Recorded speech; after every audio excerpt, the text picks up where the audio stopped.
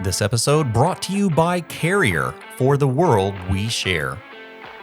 Well, hello everyone. Thank you for joining Did You Know, the ESCO HVAC podcast. So we are actually hanging out at the Carrier facility in Indianapolis, Indiana today, and we're joined by Jeffrey Howard, the Technical Training Center Manager at our training center at the gas furnace factory in Indianapolis. Yeah, it was really cool. We spent the day here. We were invited to do a behind-the-scenes video, so we're going to have some behind-the-scenes factory video of the gas furnace, the largest gas furnace manufacturing facility. Mm-hmm. It's kind of a crazy place. 500,000 square foot of manufacturing. But the coolest part about it is the technical training facility that you all have developed in the last couple of years. You have 4,000 square foot of dedicated hands-on training, plus you've also got a huge classroom upstairs. So tell me a little bit about how training has evolved like in the last couple of years. Yeah, so since we started training in August of 2023, which is when we first opened up the training center, it's slowly progressed, but obviously over time we're getting more and more people. Right. But yeah, 4,000 square feet of training space downstairs divided among 6 labs. So you have your 3 ducted residential labs, and we have our ductless and our VRF, as well as our crossover that's taking off pretty well.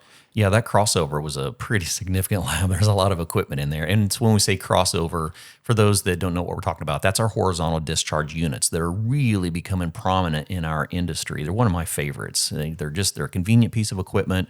They can fit through gates, when you're working in congested areas. And so, but it's a different technology. Like when we get into like inverter technology, and we were even looking at the cold climate heat pump that you have in the residential ducted training section, that's using things like vapor injection technology, but it's also using a variable frequency drive instead of that traditional inverter control board. So there's a lot of technologies, and I think it's important for our contractors to stay up to date with the training, and Carrier is committed to that. This is a phenomenal investment, and it's a huge, huge facility. And so when we talk about the different classes, what type of classes are you offering to the contractors here at Indianapolis? Yep, so it's a great question. The different levels of training that we offer for our distributors, our dealers, even our internal people within our organization is our foundational levels is what we start with. And, got to build those blocks up sturdy from the ground. Right. Start from ground zero. Even if you think let's relook at things. Absolutely. There's things that change. There's things that evolve. Yeah. And, if we're not growing, we're dying, right? So we want to continue to evolve and get better and listen to our dealers and our distributors out there to try to help out the field. From there, from our foundations, we actually go into like our advanced, where we dive into our different components, properly diagnose it right the first time. Yeah. All the way up to our Symposium Series, where we dive into psychrometrics, we dive into air properties. Yeah, we really get advanced. Into it. Okay. Yes. Yeah. Well, how much time are we talking about? Like, say if we came in for a fundamental class, how much time are we going to be invested into that? So our classes range anywhere between 2 to 4 days. So it depends on the actual training course that we're coming for. Right. But what we try to do is get as much hands-on as possible. We know as technicians, we know as people in our industry, the best thing or the best way to learn is to put your hands on it. Yeah. Exactly. Yeah. Let me get my fingers in this thing and see if I can tear it apart and put it back together and make this thing actually operate again. Yes. Yeah. So in those fundamentals, are you spending more time in the classroom or more time on the hands-on side of things? Well, we'll go through each individual section, and we understand with adult learning and technicians and stuff, right? You're not going to sit all day. So it's not, hey, there's no slide deck, keep going all day, and you're not getting up and moving. So we spend about 60% of our time in the actual classroom space and the other 40% in the labs hands-on. Like implementing what you learned in the classroom. Yes, exactly. Excellent. And so as we move from those foundational classes and we move into that next tier, what type of time are we going to be investing into those? As in days or? How much? Yeah. So we will typically break it down into 2 days for our indoor units, gas furnaces, air handlers, things like that, and 2 days for our AC heat pump. Oh, okay. We completely flipped the script, though, from our foundations of 60% in the classroom, 40% hands-on, and it's more like 30% in the classroom, 70% hands-on. So we really want to get down in the labs. We want to take the equipment apart. We want to know how to diagnose it. So here's how you do it. Go do it. Right. Exactly. Yeah. So you're doing the actual field side of things, right? I need to learn it. Now I got to go do that. And then we end up progressing and we get deep into the weeds, into our Yes. into our third classrooms. Yep, absolutely. So when we look at like the classroom opportunities, is that primarily for our dealers, our carrier dealers?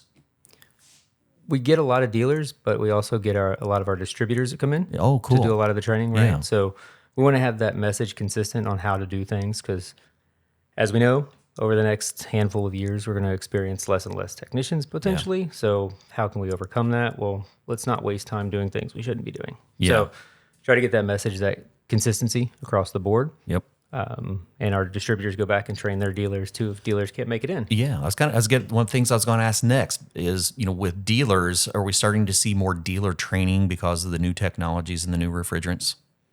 I would say, yeah. I mean, from being in the field myself, one of the things I always try to do is learn, right? Yeah. I want to take that personally. I want to get to the next level. And there's a lot of technicians, especially that are entering the industry, that want that as well. Oh yeah, absolutely they do. They don't know where to get it. Yeah. So we offer it not only in person, but also online. And anybody can actually go in and sign up for that to get some free online training. Oh, so if they're not a carrier dealer or distributor, they can still get some training from carrier? Yeah, absolutely. Well, tell me a little bit more about that, because that's really what we're looking for. We're looking to a broad audience, and I'm sure some of you that are listening right now are carrier dealers, carrier distributors. But if you're not, there's still training resources available to you. Yeah, absolutely. So it's through My Learning Center. It's mlctraining.com. So you can get on there, create an account, and then there's some material that's paid and unpaid. So there are some free courses that you can run through, such as our A2L, Oh, our nice. R454B, and get up to date, get up to speed on some of that if you haven't. I hope a lot of people have by now, but Well, it brings a good point. Walking through the facility, I'm seeing a lot of A2L equipment in the training lab. So were there preparations getting ready for that A2L transition happening in the technical training department? yeah, absolutely. So a big reason of actually creating the training center itself was, hey, let's get ready for these transitions. Let's get Right. ready for these changes. And we know we all don't like changes in our industry. So, Typically don't like much change. yeah, exactly. So let's go ahead and get it ready. Let's get it prepared. Let's show that we're committed to actually helping out the technicians and helping out our industry as much as we can. Cool. And so have you seen a growth in the attendance in the classrooms? Yeah, we've since our first class in August of 2023 to today, we've had over 25,000 in-person What? training hours. Really? So a lot of that's been 2024 and 2025. Yeah, no kidding. Okay, so yeah, you guys got a lot going on. I'm just looking at the classroom itself. I mean, that's a massive classroom. I was trying to count the seats, and I got up into the 70s. I'm like, okay, this is a big room. Yep. And typically what we're doing now is when we first started, it was, hey, let's just have one big class. Well, now what we're doing is we have so many people coming in that we're dividing the classroom into two so we can simultaneously run two classes. Yeah, absolutely. We have a lot of schools that are now, looking to the manufacturers, going, "Hey, we've got some equipment in here, and it's time that we start looking at, what is the future." And so, do you see any schools or educators reaching out looking for training resources? Yeah, such as Skills USA. I mean, we're Yeah. heavily involved with that. I know our Absolutely. engineering department is, and we help out with as much as we can with that and packages to give away to the technicians that are advancing from state to higher up. But even local schools, local vocational schools come in, and we actually will give them a tour and kind of show them the training center. Show them and- what's happening in the world. Yeah, absolutely. That's awesome, because it's really important for us to stay up to date. I know, we've been in the field, right? We come out of the field and we start teaching. We share, that knowledge that we learned, but we're sharing knowledge that we learned on existing equipment. And so we all have that responsibility of understanding what's changing and, getting the information so that we can deliver that. We've even had schools coming to us here recently, looking for, hey, what type of products do I need to be putting in the classroom? And we're like, you need to be doing A2L products, right? It's good to have a mix of them, of, our legacy R410A stuff, but we really need to be looking at our R454Bs and understanding, what's happening in the A2L world. And so our classes are adapting, like they're evolving, and there's a lot of new technology. What do you see as being the biggest changes in training, or at least the equipment that we're training on in the last couple of years? The biggest change that I see, especially going from 410 to 454B, is very similar in pressures and stuff. The biggest change is, well, how do I wire it up? Right. And once you learn how to wire those few additional wires up, the first time you do it, yeah, it may take a few minutes. The next time, it's like second nature. So as long as you continue doing that, you continue that repetition. What we hear from our technicians that come through is, oh yeah, it's any other day. Right. Once I get in here and see what it's actually doing, and and understand what this dissipation thing is, and understand what this refrigerant detection sensor is actually doing, and understand it's just another component. It's just an extra security function that we're putting on top of them. Yep, absolutely. Yeah, I did see a really cool ductless lab there. And in that ductless lab, we're starting to see more products that are more hybrid, I would call them. A single outdoor unit that can now function on your existing ductwork, but you can add additional heads to that. Have you seen contractors looking for much training on that technology? Yeah, so our crossover where it's just, hey, I'm going to use my ducted system that I have, either a gas furnace or an air handler. Right. You're going to have that side discharge, as you call it there. We call it our crossover system. That's really just one outdoor unit, one indoor unit. But with our ductless or our single phase mini VRF is what we call it. Yeah, you can have that ducted air handler, vertical air handler with multiple indoor heads.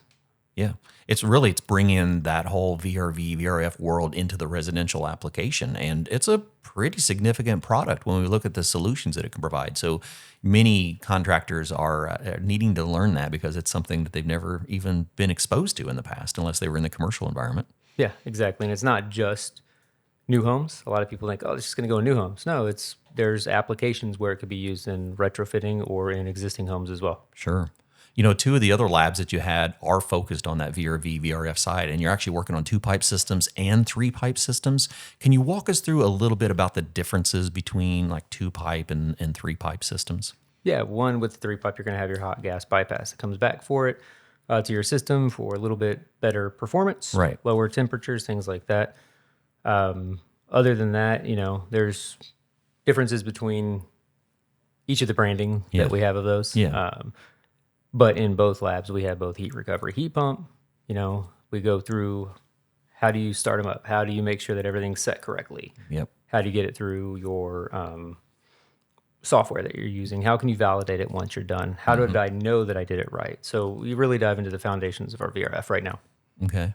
So as an educator who was a technician before, you understand the classroom. If you're speaking to an educator that's listening to us right now, what recommendations do you have for them that they could do to prepare their classroom for all these new technologies that we're seeing?